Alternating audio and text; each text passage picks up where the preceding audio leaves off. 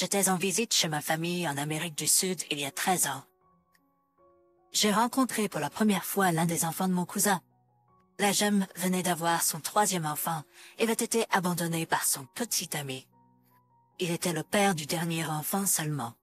Elle avait l'air si épuisée et triste. Quand je suis rentrée chez moi, j'en ai parlé avec ma femme, et elle a accepté que si sa famille était d'accord, nous adopterions notre plus jeune enfant. C'était une offre, pas une demande, et nous avons veillé à expliquer que nous l'aiderions financièrement, avec les deux autres également. J'ai été adoptée de la même manière, donc j'ai toujours voulu rendre l'appareil.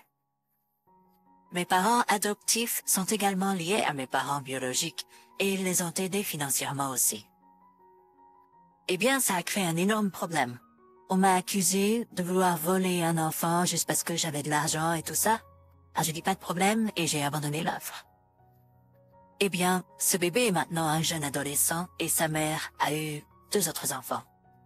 Elle est soutenue par sa mère, mais ça va pas très bien. Ses 2 aînés travaillent et vont à l'école, mais l'adolescent est un peu un idiot, je suppose. Il sèche l'école et traîne avec de mauvaises personnes. Ma famille m'a contacté pour que je puisse l'aider au Exit Mojo Racing. J'ai refusé. Il y a une grande différence entre un bébé et un adolescent perturbateur. De plus, j'ai 50 ans maintenant et je n'ai pas l'énergie pour gérer ces conneries. Alors j'ai décliné. Ma famille là-bas est en colère contre moi d'avoir renoncé à mon offre. Alors, j'ai proposé de payer ses dépenses là-bas si l'un d'entre eux l'accueillait. Personne n'a trouvé ça être une bonne affaire. Je suis désolée pour le garçon. J'ai une assez bonne idée de comment sa vie va se dérouler. Je ne pense tout simplement peut-être la personne pour résoudre ce problème. Suis-je l'idiot? Pas l'idiot. Ils ont refusé. Et maintenant que le garçon pose problème, ils veulent que vous preniez leur enfant adolescent loin de sa famille. Eh bien, ce sont vraiment des parents perturbés. Ils ont rejeté votre offre. C'était la fin de l'offre de leur choix. Proposer de payer les dépenses est bien plus que ce que la plupart des gens feraient dans cette situation. Fin de la discussion. Non seulement l'offre a expiré, mais elle a expiré parce qu'ils vous accusaient de vouloir voler un enfant. Donc ils ne l'ont évidemment pas vu comme une offre généreuse et gentille d'adoption, mais comme une menace. Mais maintenant que le garçon pose des problèmes, c'est bon pour vous de le prendre. Parler d'une insulte en plus de l'insulte. D'abord, l'accusation d'être un idiot riche. Maintenant, des accusations d'être un idiot et un lâche. Les acrobaties mentales que ta famille joue, quand c'est pratique, sont stupéfiantes. Cause de femme. Contre le courant est sûr d'être impopulaire, mais tu n'es pas l'idiot. Donc, ouais, même si ta cousine avait l'air fatiguée et triste. C'était une décision idiote de l'approcher pour lui demander de te donner son bébé afin que tu puisses payer ton adoption à l'avance. Désolé, mais être surpris par la réaction de ta cousine à une demande aussi énorme et bouleversante et naïve au mieux. Je pense que ce genre de proposition offenserait beaucoup de gens. Refuser de donner son bébé à un parfait inconnu ne fait pas de quelqu'un un idiot. Exactement, tu es l'idiot. Ta cousine vient juste d'accoucher. C'est un moment très vulnérable et difficile. Son petit ami l'a quitté, ce qui a rendu les choses encore pires. Bien sûr, elle se portait pas bien. Si tu essayais vraiment de l'aider, pourquoi ne pas avoir demandé « Hey, est-ce que je peux t'aider avec quelque chose ?» Pourquoi ne pas lui avoir proposé d'acheter des fournitures pour elle ou de lui donner de l'argent? Ton aide pour écouter à ta cousine son bébé. Je ne suis pas d'accord. Hope a dit qu'ils viennent d'Amérique du Sud. Je viens d'Amérique centrale. Une adoption d'un membre de la famille vivant en Amérique du Nord, en Australie ou en Europe est courante, surtout lorsque la jeune mère continue d'avoir des enfants avec différents hommes. La personne adoptée connaît généralement la vérité et est prête à aider les frères et sœurs qui restent, adoptant souvent un neveu ou une nièce plus tard. L'histoire ne concerne pas beaucoup de personnes.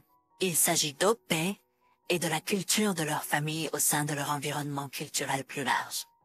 Moi, une femme de 33 ans, j'ai un ami Max, un homme de 34 ans, qui est un père célibataire d'Ava, une jeune fille d'âge scolaire.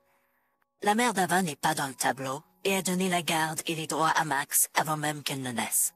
j'ai accepté d'aider Max avec Ava et je suis très impliquée dans sa vie. Je dois admettre que j'aimais bien Max à l'époque, c'est principalement pour cela que j'ai accepté, mais c'était juste un béguin et je m'en suis remis assez rapidement, mais j'ai quand même aidé avec Ava. Je m'entends très bien avec Ava. Depuis, j'ai un emploi plus exigeant et j'ai un fiancé avec qui j'ai emménagé. Son appartement est loin de celui de Max, et je trouve plus difficile de rencontrer Ava, mais j'essaie toujours de faire de mon mieux pour la voir. Maintenant, je suis enceinte et ma grossesse est à risque.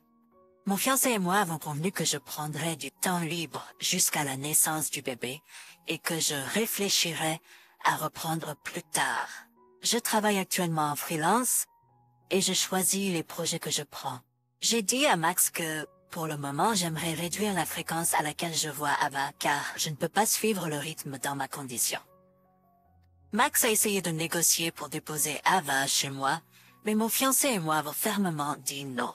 Il travaille de longues heures et je ne peux pas être là pour elle, en tête à tête. Max et moi partageons toujours le même groupe d'amis donc je verrai parfois Ava socialement. Donc c'est pas comme si je l'avais exclue de ma vie. Max m'appelle un idiot pour ne pas avoir aidé à s'occuper d'Ava. Après avoir dit que j'abandonne essentiellement Ava et que je le mets dans la situation d'expliquer cela à elle, je me sens mal de ne pas pouvoir être autant avec elle. Mais j'ai actuellement très peu d'énergie et j'ai tenu à ma décision, pas un idiot de vouloir prioriser sa famille. Cependant, je pense que tu devrais expliquer cela à Ava toi-même. Je me fiche de Max. Tu avais un crush, tu as passé à autre chose, et tes priorités ont changé en conséquence. C'est normal. Cependant, Ava te voit comme faisant partie de sa famille, et elle avait l'habitude de passer du temps avec toi. Si tu arrêtes cela si soudainement, elle sera dévastée et déconcertée. Alors parle au moins avec elle à ce sujet, et assure-lui que tu l'aimes toujours, etc. Je pense que ce serait approprié, à moins que tu ne l'aimes pas vraiment depuis le début, et que tu n'as pris tout cela que comme une corvée. Imagine si un gars venait ici et disait essentiellement « Je suis devenu une grande partie de la vie d'un enfant parce que j'avais un crush sur sa mère et que je pensais que ce serait un bon moyen de coucher avec elle. » Quoi qu'il en soit, ça ne convient pas à mon style de vie, donc j'ai abandonné la situation et la mère est en colère.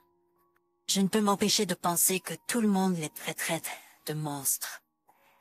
Ou du moins, ils ne s'en prendraient certainement pas à la mère célibataire. Le problème, c'est qu'elle n'aurait pas dû commencer cela en premier lieu. Il y a toujours quelque chose qui peut arriver. Mais devenir une influence dans la vie d'un enfant parce que tu veux être avec leurs parents te fera descendre très bas sur ta liste de priorités. C'est un peu sournois, OP. Je ne suis pas d'accord. Max est certainement un idiot. Il peut pas déposer Ava donc il t'accuse de l'abandonner. Pourquoi ne peut-il pas venir avec sa fille pour aider et montrer à quoi ressemble un bon ami de soutien? Elle n'est pas ton enfant. On dirait qu'il te prenait pour une babysitter, parent de substitution. Et puis, il a essayé de te faire culpabiliser pour revenir sur ta déclaration. Je suis d'accord. Pourquoi ne te soutient-il pas dans ton moment de besoin alors que tu l'as aidé dans son moment de besoin? Il est temps pour Max de donner des vêtements de bébé et d'aider toi et ton fiancé à acheter des lits de bébé et des sièges d'auto. Il est temps pour Max de venir avec une perceuse et aider ton fiancé à attacher les meubles et installer des verrous de sécurité pour enfants. Au lieu de ce que fait-il? Demander une garde d'enfants gratuite. Probablement parce que il savait pour le crush et l'a utilisé pour avoir une babysitter gratuite. Je pense que je pourrais réagir de manière excessive, donc je suis ici pour avoir un jugement. Mon fiancé Josh, 28 ans et moi 26 ans, sommes ensemble depuis 5 ans, fiancés depuis 3 ans. Il a un frère cadet, James, 24 ans, qui est avec sa petite amie Sally depuis 2 ans. Nous avons une excellente relation avec le frère de mon fiancé et sa petite amie. Nous avons été là pour eux à travers leurs moments difficiles et les avons soutenus. Notre avec Guggy sur la haute ferme. Même s'ils vivent à plus de 10 heures de route, nous restons en contact chaque semaine et parfois chaque jour. Nous leur rendons visite au moins une fois par an et ils ne sont jamais venus nous voir, mais ils vivent dans une ville balnéaire amusante. donc nous ne nous plaignons jamais d'un week-end tropical. Sans ça, j'ai envoyé des cadeaux d'anniversaire de Noël sans rien recevoir en retour, mais mon langage d'amour est le don. Donc tant qu'ils étaient heureux avec leurs cadeaux, j'étais heureux. Ils se débrouillent très bien au point que James a une bague et prévoit de demander bientôt. Un peu d'histoire. Il y a quelques années, nous sommes allés les voir et avons séjourné dans cet hôtel magnifique et lieu de mariage. Nous sommes tous les deux tombés amoureux, mais il n'y avait aucun moyen de se le permettre à l'époque. Retour à l'histoire principale. Comme vous pouvez le constater, nous nous sommes fiancés assez jeunes et nous ne sentions pas prêts à nous marier à l'époque. Honnêtement, je suis pas fan des mariages, mais mon fiancé en veut un, donc nous avons convenu d'une petite célébration pour fêter ça. Comme nous avions décidé d'attendre quelques années, il y a environ 5 mois, nous avons décidé de tenter notre chance avec le lieu de nos rêves. Et il s'avère que nous pouvons nous le permettre. Nous pouvons nous le permettre seuls, mais nos familles aimantes participent aussi. Nous sommes donc totalement dans notre budget et aux anges. Cela fait 5 ans et nous allons enfin nous marier. Nous avons tenu Sally et James au courant tout au long de cette période, car c'est dans leur ville natale, en leur demandant des conseils sur les fournisseurs et en discutant simplement avec eux de notre excitation. Nous avons réservé une date lundi dernier et devions payer le dépôt de $1000 avant demain. J'ai attendu de confirmer que la date était bonne avec ma famille, car ma cousine a un mariage prévu 3 semaines après le nôtre.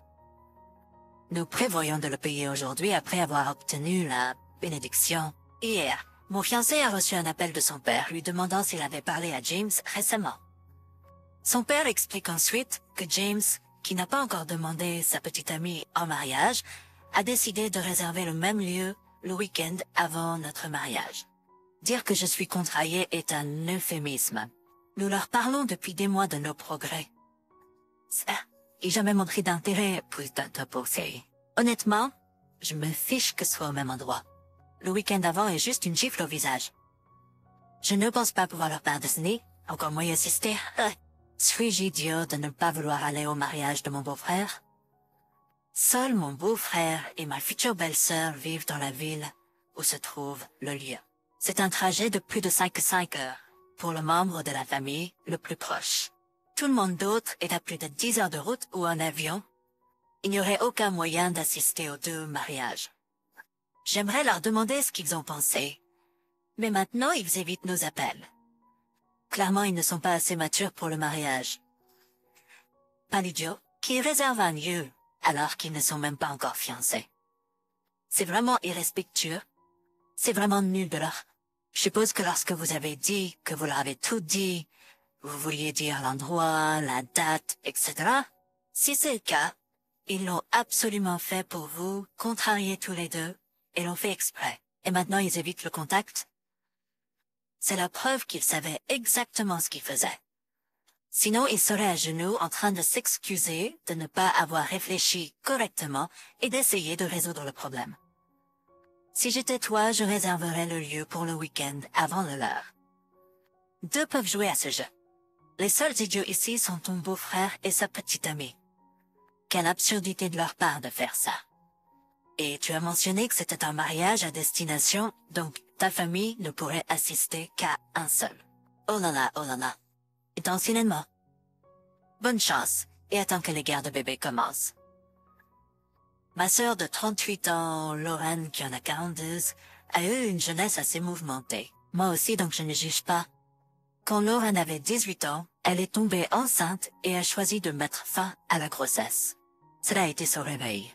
Elle est allée à l'université et a plus tard trouvé un super travail et a rencontré son mari. Ils ont eu une fille, Roxy, qui est maintenant presque adulte. Roxy est une jeune femme très studieuse et responsable, mais c'est certainement à cause de la pression que ses parents lui mettent. Lorraine a dit plusieurs fois qu'elle ne voulait pas que Roxy finisse comme elle. Je comprends, mais je lui ai aussi dit qu'elle peut pas être aussi dure avec elle. Laisse-la faire ses erreurs et guide-la à travers elle, au lieu de crier. Roxy a découvert qu'elle était enceinte en mars. Lorraine et son mari ont réagi horriblement. J'ai une fille du même âge, Et je sais que je ne serai pas ravie non plus. Cependant, Lauren et son mari ont été trop loin, à mon avis. Ils l'ont humiliée et lui ont dit qu'elle était une honte. Ils ont dit que même si elle avortait ou donnait le bébé en adoption, ils la trouvaient irresponsable et ne voulaient pas d'elle autour d'eux. Ils l'ont mise à la porte. Les parents du petit ami de Roxy ont fait la même chose. Les deux vivent maintenant avec ma famille. Cela a été incroyablement dur pour Roxy. Elle prévoit d'élever le bébé, mais elle dit toujours qu'elle se sent comme un échec. Je n'ai jamais su à quel point Lauren était vraiment mauvaise, mais elle a toujours appelé Roxy par des noms horribles et lui a fait sentir qu'elle n'était pas assez bien. J'ai finalement tout dit à Roxy sur le passé de sa mère et que Lauren n'avait pas le droit de parler. J'ai précédé cela en disant que ce n'est pas ce qui fait de Lauren une mauvaise personne, et je ne la blâmerai pas, mais en l'utilisant comme le fait Lauren, il n'y a pas d'autre moralité. Roxy a appelé Lauren et l'a confrontée à son hypocrisie. Ma famille élargie est en colère contre moi. La plupart ne sont pas contents de Lauren, mais disent que ce n'était pas à moi de répondre ses affaires. Apparemment, mes parents et d'autres membres de la famille disent que j'aurais dû me taire. Mais je pense pas que je suis celui qui est en faute ici. Il n'est pas sage de critiquer les autres lorsque l'on a ses propres défauts. Je me sens terrible pour ta nièce, mais je suis contente qu'elle ait toi pour soutenir ses décisions. Peu importe ce qu'elle choisit, c'est une situation difficile pour n'importe qui. C'est vraiment affreux que sa mère qui a vécu quelque chose de similaire soit si cruelle. Pour avoir partagé l'histoire de sa mère. Normalement, je dirais que c'est pas à toi de le faire, mais dans ce cas précis, il semble nécessaire d'aider ta nièce. Personne n'est parfait, et nous apprenons souvent le plus de nos échecs, erreurs et accidents. Donc si tu partageais tes expériences avec tes enfants de manière adaptée à leur âge, cela peut être un excellent moyen de se connecter avec eux. Tu as tout à fait raison sur le fait que la réaction de la mère face à la situation de sa fille est horrifiante, surtout étant donné qu'elle a vécu la même chose et a menti à son mari à ce sujet. Reste pas déchirante. Moi, un homme de 40 ans, suis marié à ma femme qui a 41 ans, depuis 14 ans. Nous avons eu un barbecue ce week-end, et pendant que nous nous préparions pour l'arrivée des invités, ma femme faisait des remarques désobligeantes à mon égard. C'est quelque chose qui arrive souvent, et j'essaie généralement de ne pas m'en préoccuper. Cependant, après 5 minutes à remettre en question mon intelligence, je l'ai mise au défi de passer un test de QI pour prouver à quel point je suis apparemment stupide. Je sais pertinemment que je la battrai, et elle le sait aussi. Mais elle a évité le défi, et a plutôt dit à notre fils, qui est un préadolescent, que lorsque nous nous sommes rencontrés, elle gagnait 2 fois plus d'argent que moi. Lorsque je lui ai demandé comment elle avait réussi à gagner le double de mon salaire, elle a révélé qu'elle louait 4 maisons à des étudiants. Je lui ai alors demandé comment elle pouvait se permettre d'acheter ces 4 maisons, et elle a admis que sa mère lui avait donné l'argent. J'ai souligné qu'elle n'avait pas réellement gagné cet argent elle-même, et que la seule raison pour laquelle elle pouvait se permettre le capital était parce qu'il lui avait été donné. Elle n'a jamais eu à travailler pour constituer son propre capital de départ. D'un autre côté, j'ai travaillé toute ma vie et je n'ai jamais reçu d'aide de mes parents ou de ma famille, à part un peu d'aide pour acheter ma première voiture. Ma femme, quant à elle, n'a jamais eu d'emploi et reçoit un revenu mensuel d'un trust. Elle n'a même pas pris la peine de gérer ses propriétés locatives, alors elle a fini par les vendre. Elle a toujours une propriété qui est vacante depuis 4 ans. Je n'ai jamais abordé ce sujet avec elle ou utilisé cela contre elle pendant nos 14 ans de mariage, mais cela m'a mis en colère qu'elle se vante auprès de notre fils comme si elle était une femme d'affaires prospère. Elle m'a traité d'idiot et je n'ai pas pu m'empêcher de me sentir comme telle. Suis-je vraiment l'idiot dans cette situation? Mon Dieu, est-ce que vous vous aimez au moins? Ta femme a l'air horrible et tu as l'air amer. Tout le monde est idiot ici. Cette pauvre enfant est prise au milieu du mariage de ses parents. OP, pour le bien de ton enfant, demande le divorce. Soit elle surmontera sa mesquinerie et acceptera une thérapie de couple, soit elle l'acceptera si rapidement que ça te donnera le tournis. Tu es encore assez jeune pour recommencer à zéro, mais fais-lui savoir que tu en as assez de ces pics. Je suis peut-être amère en fait. Je suis juste fatiguée. En fait, je ne lui ai jamais reproché ce qu'elle avait ou son éducation. Récemment, il semble que quoi que je fasse, elle me saute dessus et me critique pour ça. Le problème, c'est qu'elle a déjà dit qu'elle voulait la garde exclusive des enfants et qu'elle pouvait se payer n'importe quelle équipe juridique qu'elle voulait. J'aime mes enfants plus que tout et je ne pourrais pas supporter de les voir seulement une fois toutes les quelques semaines. À ce stade, je ne peux pas prendre de risques. Avant de supposer le pire scénario, ne suivez pas les conseils juridiques de votre adversaire et parlez à un avocat. Faites des recherches et trouvez qui vous avez besoin, probablement un avocat spécialisé en garde d'enfants. Mais vous avez besoin de vrais conseils juridiques, pas conseils de Google. Vous avez besoin d'un avocat qui connaît les lois locales sur la garde d'enfants et les juges locaux pour vous dire ce qui est réaliste. Peut-être qu'elle obtiendra la garde exclusive ou peut-être pas. Et vous vous mettez vous-même et vos enfants dans ce cauchemar parce que vous avez peur.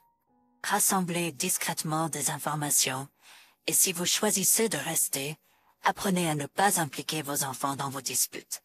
Cette méchanceté envers l'autre vous fait du mal à votre enfant.